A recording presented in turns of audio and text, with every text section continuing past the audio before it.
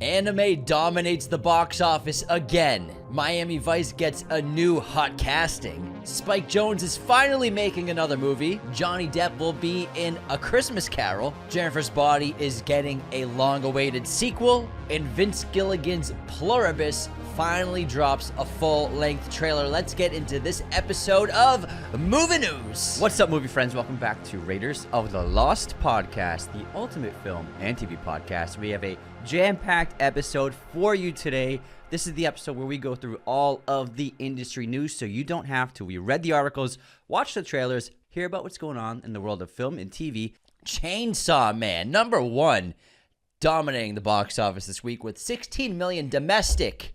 Holy crap. A man with a chainsaw for a head. Pretty cool. Yeah. Regretting You, second place, the new rom-com drama starring a bunch of young hot stars, Mason Thames as well as James Franco.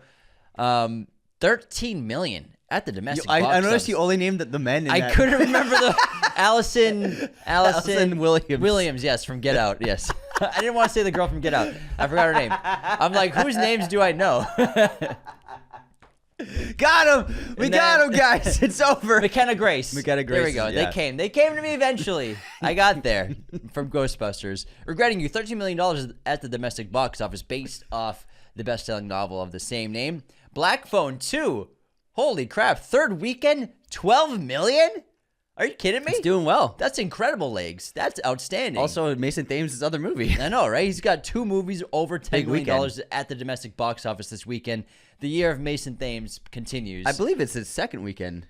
Who's? Black Phone. Oh, you're right. Yeah. I just saw it so early, you know. Yeah. Lucky you. So we only walked the red we saw it carpet. so long Yeah, ago. it Like, was I like forgot. 8 years ago, man. Okay, second. Is it really the second weekend? Yeah. Holy crap! Yeah, it's August 27th. 325 first weekend. You're right. I'm wrong. Still a really good second weekend. Still double. You know what it digits. is? Because we do multiple movie news episodes a week. It was 3 episodes ago. Yeah, it was. That's forever. why. It was like 8 years ago, man. People don't forget. Fourth place, Springsteen, Deliver Me From Nowhere. $10 million in its opening weekend. Pretty solid. I saw the film. I thought it was really great. Jeremy Strong and Jeremy Allen White are both terrific in this film.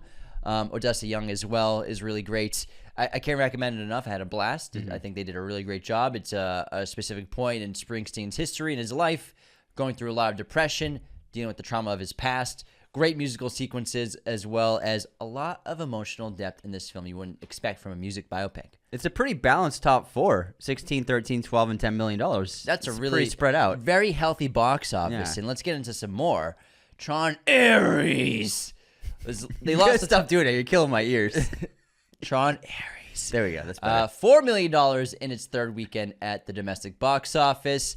Again, that movie is going to lose Disney over $100 million. Not great news for them.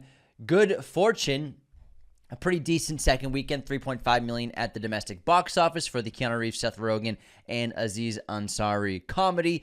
Shelby Oaks. I noticed you didn't say Kiki Palmer.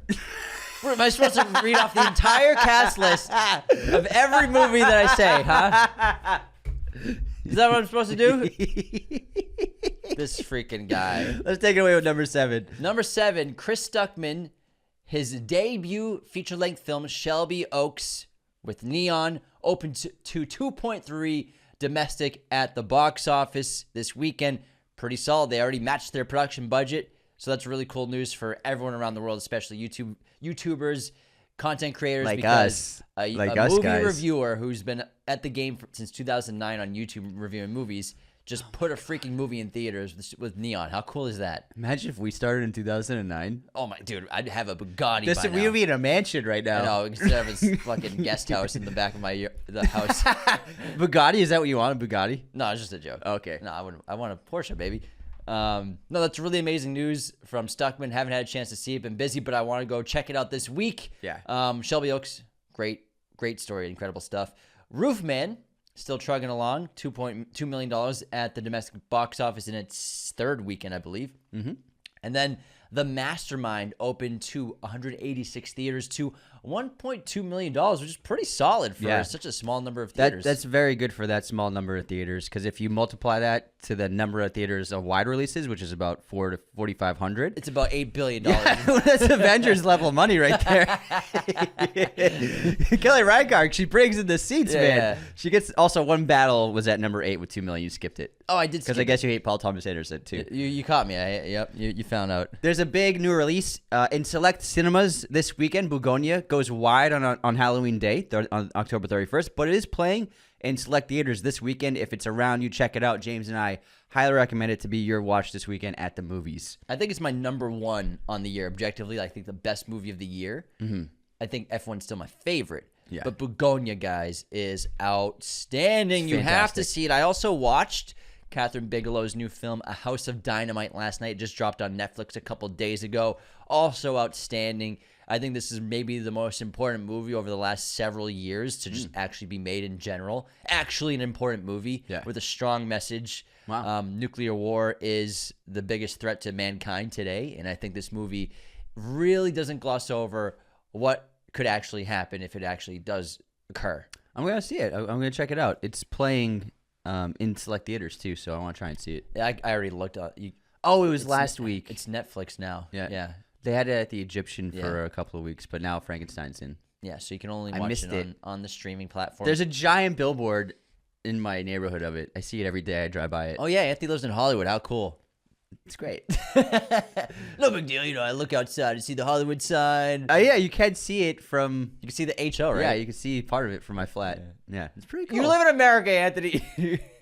You call me mate all the time. Yeah, you say Brecky. You say, hey, listen, Brecky. I don't call you my Brecky. apartment a flat. Whoa. You say English terms all the time. Yeah, but Brecky's fun. So is flat. We have a very international and diverse audience here. You're right, we do. We do have a lot of people. And they're excited for the new Miami Vice casting. Yeah, the Anthony's flat. Austin Butler is in talks to star as Sonny Crockett in Joseph Kosinski's Miami Vice remake. He would star alongside Michael B. Jordan, clearly replacing Glenn Powell, who must have not been able to work it out of his schedule. This would be, I think, fantastic casting, seeing the two of them paired up. They're two of the hottest actors of their age at the moment. And, man, it would be a really good movie. I bet the chemistry would be off the charts between these two guys. Michael B. Jordan and Austin Butler in an action comedy, probably, from Joseph Super Kosinski. Stylish. How cool would this movie freaking be? I want to see it. It'd probably be the coolest movie of the last couple of years, honestly. Fuck yeah. Sign me up, Miami Vice. I don't care if it's the third version of the story. The girl's going to go crazy for it. I'm going to go crazy for it. What do you mean? James is going to be salivating. You kidding me? He's salivating at the thought of it. Sounds like one of the coolest movies of the year. Spike Jonze. He's finally making a new movie, apparently, with Andy Kaufman. Charlie Kaufman. Andy Kaufman?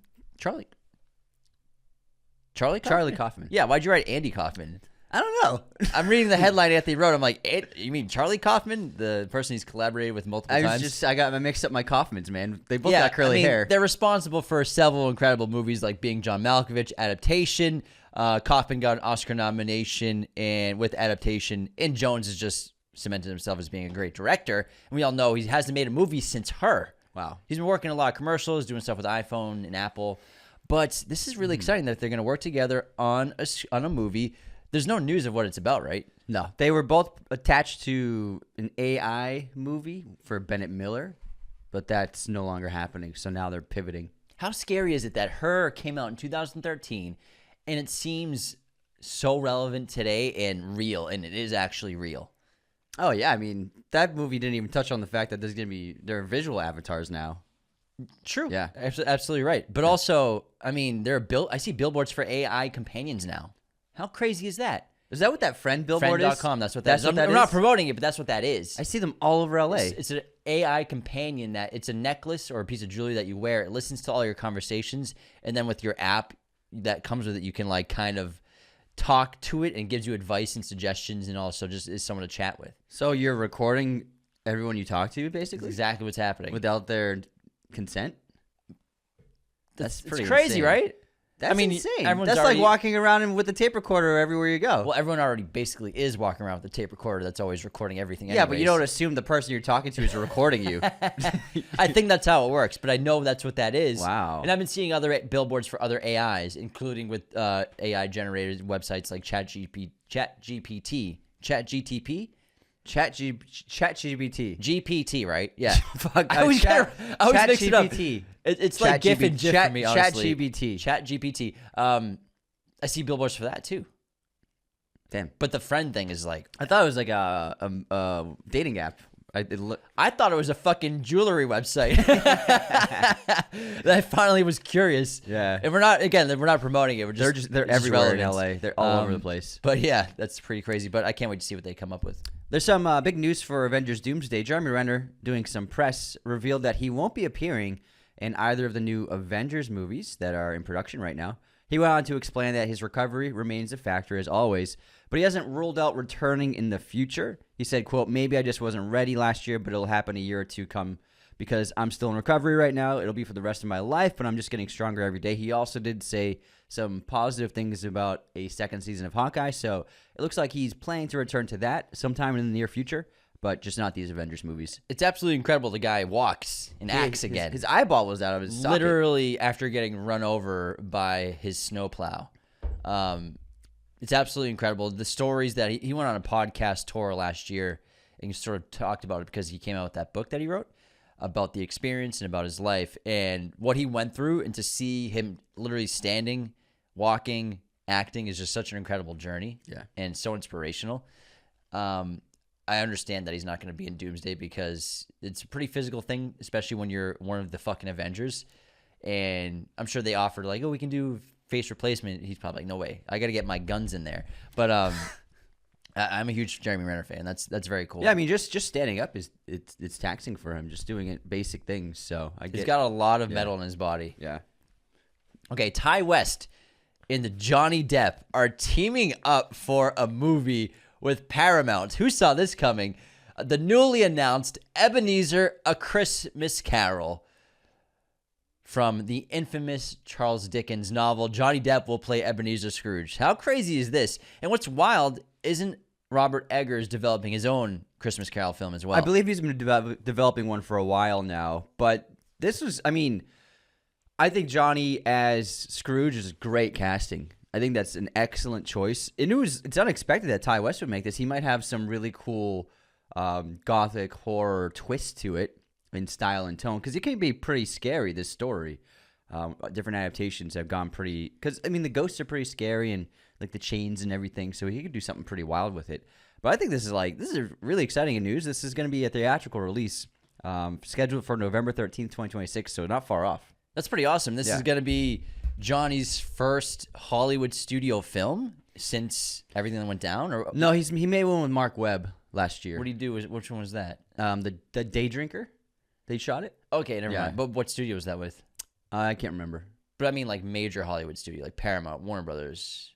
Maybe it's not. Maybe it is. I can't remember. Yeah, so I feel like this will be the first big studio film he's done. Big step since everything that went down.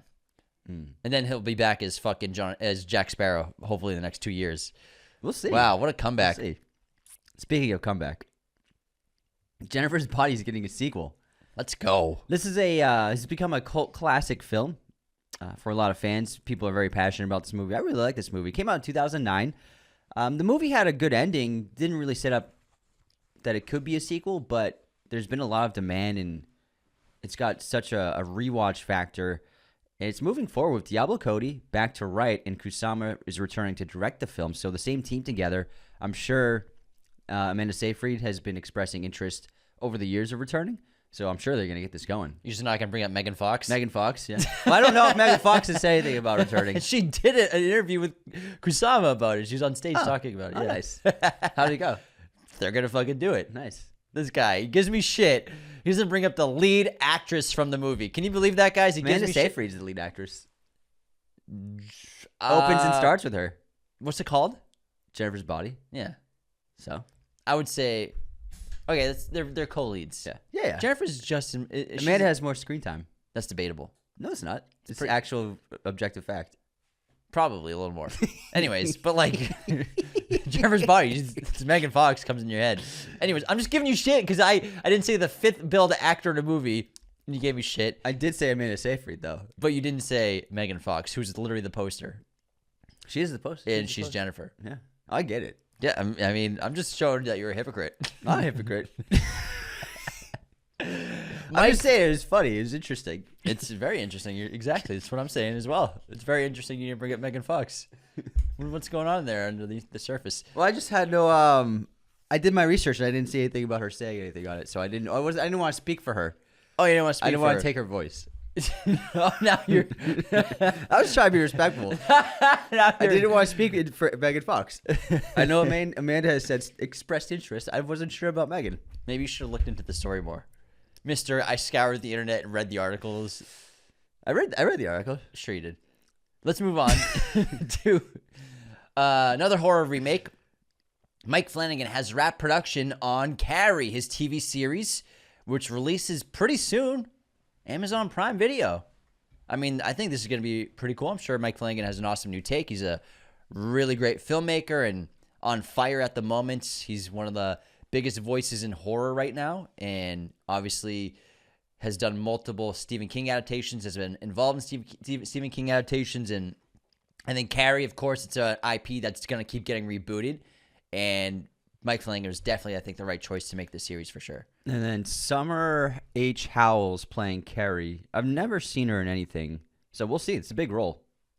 She's been in a bunch of like small horror films. Yeah. So we'll see. Did you see IMAX release their 2026 schedule? It's fucking packed. The Odyssey, first of all, gets an entire month by itself. No, an entire month to itself. And it's going to come. Spider-Man doesn't even get access to IMAX because of the Odyssey. Well, they know. Nor does Avengers. The Avengers gets December.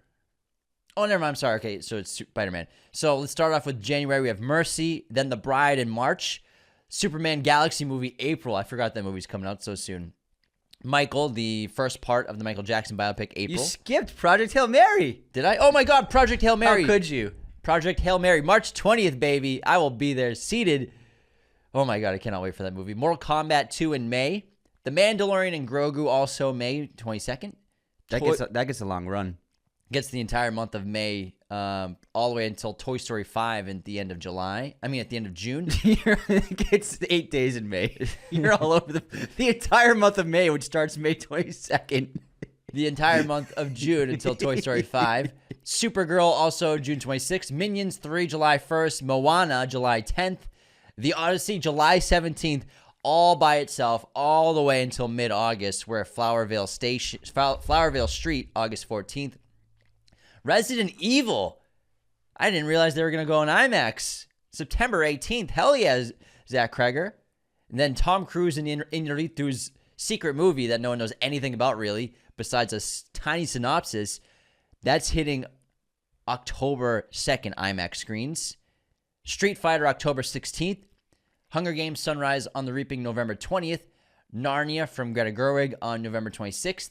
Avengers Doomsday will get it for December 18th at the same time as Dune Part 3. I wonder how they'll be splitting time there. I'd rather see Dune Part 3, man. I would too, honestly. Yeah. Some of these movies are they only get 1 week. It's interesting to see. Sunrise on the Reaping only gets it 1 week before Narnia shows up. And then it looks like, Supergirl's getting fucked by Minions.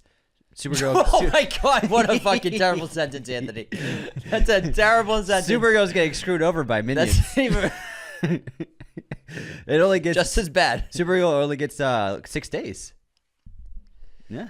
Well, how many days are in June? 31. Yeah. They get a week. They get 1 week. Yeah. But yeah, Odyssey, he gets a whole month, man. Interesting. And also, Flowervale Street. Out of all these films, that's the one I'm most curious about because it's a dinosaur movie. What is that? The one with Anne Hathaway? Oh, that's right. So it's something happens and dinosaurs show up in like a suburban neighborhood. The guy who made It Follows. Yeah. It's David Robert Mitchell. Yeah. So that movie's gonna be like the big surprise of the year, I think, because nobody knows what it is. Very mysterious. What studio is that? Warner Brothers, I think. It is Warner Brothers and Bad Robot. Yeah. Wow. Ewan McGregor as well. Mm-hmm. I think it's based on a book. I'm not sure. Don't quote me on that, but I think it's based on a book. But somehow Palpatine has returned. Somehow dinosaurs show up in a suburban neighborhood, so then the residents start fending for themselves and trying to survive dinosaurs, which is cool. That sounds awesome. Yeah, I love people taking shots at the dinosaur genre. Yeah. Let's get into some more news this week. Would you like to talk about Richard Linklater? I love talking about Richard Linklater. He's awesome. He's doing press for Blue Moon with Ethan Hawke, and they were both asked about any more before films. And they did miss their mark. There was a 9-year gap in between each before film, but now they've passed that with the last film, Before Midnight. Linklater said, quote, "We're all still here, and there's plenty of time for ideas to gestate. We missed our 9-year deadline to keep that, and it might have sailed past us, but we didn't have a great idea at the time. We always have to have a real idea about Jesse and Celine's new stage of life and what it is, and that last one was so hard getting toward that age. But I don't know. We're all still here. I would not count us out. It's just kind of maybe an older story for the future." Ethan Hawke, however, contrasted this by saying he thinks it's a trilogy and should be at least a trilogy for at least now. He said, quote, "My theory is that those three really do function as a trilogy. They really function that way. And if we were to revisit it, it would have to be a new beginning. There would be something very different about it. I don't know what it would be." So Ethan Hawke isn't convinced about making just a fourth one. He seems very happy with it being a trilogy. Linklater seems interested in exploring it sometime in the future. Yeah, I think it would not be the before movies anymore. It'd be like after movies, like after sunrise, after midnight. You know, I think that would be the way to go. Later stages in their life as they all start to age in real life, and then doing movies going into the elderly years. That'd be interesting. I don't know why that came out so weird. 400 years. 400 years. I think that's the route. Do the after trilogy. Yeah. I mean, I would love to see them because I think they're great, but they have they're all three different. They're perfect movies, so it has to be good because you don't want to make a bad one. True. Because it's like that. It's like and Jason the third Bourne. one really ends it really well. You know, Yeah. it's a great stage in a lot of people's lives that they fit in. I think the trajectory is a very common thing that people reach in very long relationships. That's at the end of the trilogy of the befores. So I think if they're going to do it, just something new and call it the afters. And also, I saw an interview with Linklater. They were talking about Blue Moon, their new film that's coming out. They shot it in 10 days. That's crazy. I saw a BTS of how they made Ethan Hawke look short, right? Obviously, they're having everyone else stand on apple boxes. And I'm looking at the photo and the still. I'm like, it just looks like Margaret Qualley standing on a box. Like her waist is like above the door handles of the restaurant. I'm like, it kind of works. Yeah, he's 5 foot. The character he's playing. So short, yeah. But it looks so good. I heard great things. But they planned it for 10 years. That's why when they finally started shooting, they were able to do it so quickly because they had it planned out for so long. It's wild. Let's talk about Constantine too. Constantine. This has been in talks for fucking 2 decades now. James Gunn is not ruling it out because obviously him and Safran are in charge of DC. Now, he's chatted and discussed with Keanu about the film.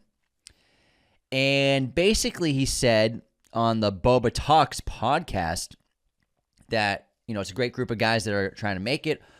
But he hasn't read a script yet. And maybe, is there even a finished script in general? I don't know. I think they just have a story treatment, and that's it. No screenplay. Probably. But, I mean, Constantine 2 would kill. Everyone wants it. It would kill. Everyone wants it. We'll see. We'll see if they ever work it out. Next up, let's break down some cool trailers. First up, we got Pluribus. Finally, a full-length trailer. No teaser. This is the juicy stuff.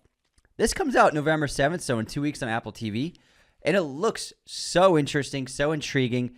It looks like a sci-fi mashup of like Stepford Wives in 1984, and it just looks really intriguing. Yeah, like a contemporary 1984. Yeah. I think that's a good way to put it. And it follows the most miserable person on Earth who must save the world from happiness. So it seems like the entire world has been taking this drug that makes them prevents them from feeling negative emotions. It seems like in any way, and this woman has figured out a way to reverse it.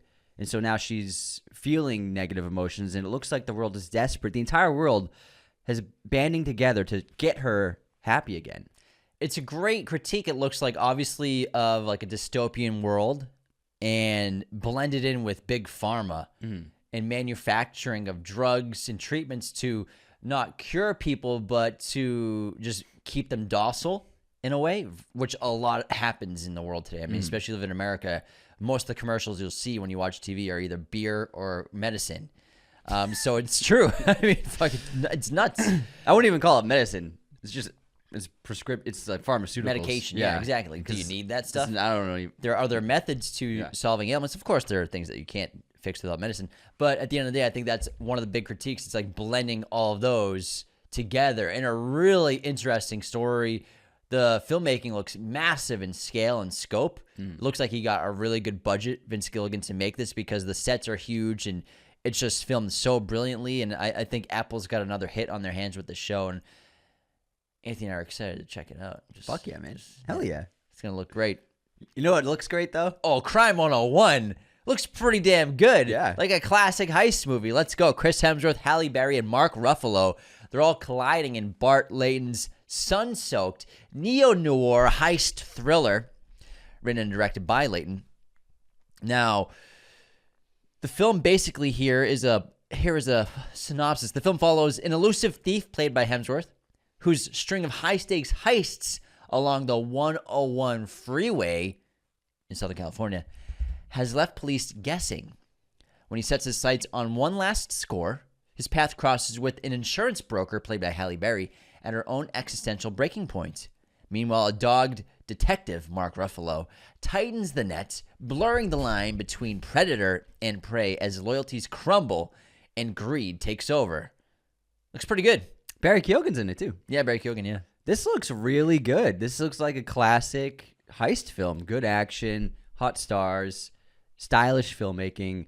I mean, I feel like this is the kind of movie that they don't really make that often anymore, but we grew up watching a lot of these, and Sure. I feel like everyone involved was probably thought the same way. It looks really cool. Also, I think it's an original story, too. I think so, I don't think too. it's based on anything, so this... I didn't know the title Crime 101. I thought that was like a reference to colleges or like your first course at school. But now we understand it's the freeway. It's not. It's not. 101. Took the 101 to 405 What are you to doing the 10. Let's break down another trailer for a new TV series on Amazon Prime, Malice, starring David Duchovny and Jack Whitehall, who's the comedic actor is taking on a very dark turn. He plays a charismatic tutor who charms his way into the life of a wealthy Tanner family while they're having holiday in Greece. Looks like kind of like a darker Parasite where Jack Whitehall's character has very nefarious and malicious intent, and he's charmed his way in. But he looks like he's got some really dark ulterior motives, and David Duchovny plays the patriarch of the family, trying to figure out who the fuck this guy is and what he wants. But also, is it all justified? Yeah. I would say it was. It looks like he's getting revenge for something. It was an interesting trailer. It's just too much was in it. Yeah. It seemed like the whole fucking season was in this trailer. Yeah. And I don't even have to watch it. It's too much in the trailer, guys. It was an interesting first minute. Then I'm like, oh, I don't have to tune in. I know exactly. I kind of. It is a long trailer. It's like and then 3 I don't really minutes. care about the twist if there's going to be a big twist. I'm like, it's not that big of a deal. Yeah, I'm not they gonna kept invest in hinting it. at Duchovny's character saying he like. Well, don't spoil it in case everyone wants to watch it. He did something in the past. Yeah, but it's too much in the trailer, guys. What are we doing? Whole fucking show. SpongeBob SquarePants, guys. We got some news. The movie has joined the 1 million watched club on Letterboxd. Wow. Congratulations to Bikini Bottom, SpongeBob, the whole gang. That's pretty cool. You know the new film premieres today? Oh, really? And the red carpet premiere today at Chinese You Theater. didn't get an invite? We didn't get an invite. Come on, Nickelodeon. All the SpongeBob content we make. All right, Blumhouse has announced a new adaptation, an adult animated series based on Something is Killing the Children is in works. This story follows a town where children go missing, and the few that return have terrible stories of terrifying creatures. Interesting. Yeah, interesting. Something Normal. is Killing the Children. Ben Wheatley's Normal, starring Bob Odenkirk, will release on April 17th, 2026.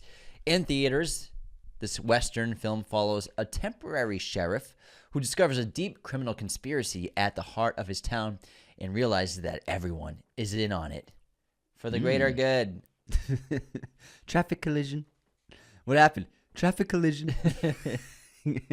Leica released the first teaser for their new film, Wildwood. This hits theaters in 2026. Great cast: Peyton Lee, Elizabeth Lee, Carrie Mulligan, Mahershala Ali, Jacob Tremblay, Awkwafina, Jake Johnson, Charlie Day, Angela Bassett, Jermaine Clement. Lots of great actors. Very And exciting. Leica's the studio behind Coraline. Great stop motion filmmaking. Great stuff. Wildwood looks incredible. Great stuff. Yeah. Black Hole. Jane Schoenbrunn to helm Netflix adaptation of Charles Burns' graphic novels. Running from 1995 to 2005, Burns' Black Hole is considered a classic of the graphic novel format, an eerie tale about adolescence, STDs, and serial killings set in an alternate 1970s Seattle, where Starbucks never existed. Just kidding. That's not the... I added that last part. Sounds right up their alley. This is, I think, good choice for director for this. And then finally, Project MK Ultra. Sopranos creator David Chase is developing a new limited series. This will follow the CIA's MK Ultra psychedelic program, which conducted deadly mind control experiments on subjects during the Cold War. Sounds pretty interesting. I'm sure we'll see some big names in there that everyone knows. It's going to be set in Jersey. I bet you Charles Manson's in it. Oh, is he involved in that program? Supposedly, yeah, he was involved in MK Ultra. That's why he went crazy. Oh, interesting. He was there's A a lot of victim? He was a victim of that program. Well, I mean, it's tough because I don't know. All the facts are just everything's been redacted or erased. But people say there's a bunch of documentaries about it where he was a member of psychedelic programs from the CIA and was potentially supposed to be like a psychedelic agent or spy or something like that. Yeah, it's pretty crazy, the story. Wow. That's why he went nuts. He saw all the drugs they gave him. Damn. All the testing. Now, that wraps our movie news episode. But we'd love for you to do the things that help us, like following us on Instagram, TikTok, subscribing on YouTube, becoming a patron at patreon.com/Raiders of the Lost Podcast. That's so helpful to us. You can join memberships on YouTube as well on our homepage at YouTube to get access to episodes early, bonus episodes as well, just like on Patreon. Share us with your family and friends. Those are so helpful to us. Movieposters.com. Use our code Raiders10 at checkout. Don't forget to use our affiliate link in the episode description. And take care, everybody. See you next time.